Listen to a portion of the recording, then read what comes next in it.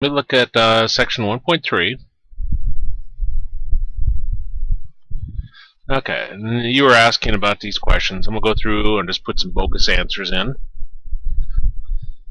Okay, let's see.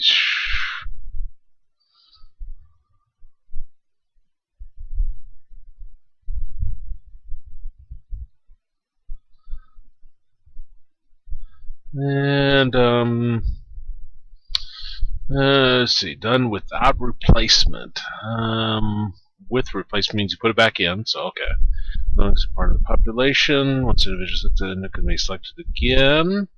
That's partially true. Once the sample is taken, those individuals for others, and no, that's doesn't mean anything. Once an individual selected, the individual can be selected again. Once subsidies are no longer considered part of the population. Okay. Now get over here. I'm just gonna choose some. It's okay. That's it. Check answer. Okay, whatever. Check answer again. Final check. Okay. Now, you came down here and you did part 2, and you go through like this. Now, I'm assuming when you say it didn't disappear, this doesn't close, but that's okay. The fact that it's the last problem is why it doesn't. There isn't anything to go to. You can click save, although that's not really necessary because it saves as you go along, or you can just simply close the window.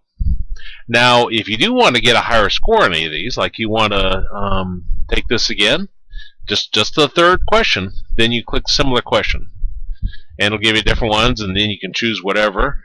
I'll just randomly pick some numbers here. Okay, and check answer like that. 125. Okay, check answer. Final check. It will keep when you do this similar question. It wipes out your first attempt on just this one problem. So if you got 5 parts to it and you got 4 parts right, well, if you redo it, you could get lower. But typically, when you redo the question, and you can do that as many times as you want. See, similar questions still marked here, so I can click it again. And I'm going to go ahead and leave that. And you can see over here your score. Now, I put out a HTML ebook here. So you can click that. Click an alternate version of your ebook. And there's an open HTML version of your textbook here, and that'll open it up. And see if you can access that that textbook. In terms of this other link for the eText, I don't really have any tools to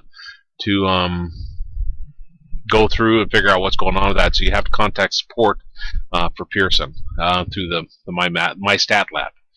But anyway, hope that helps.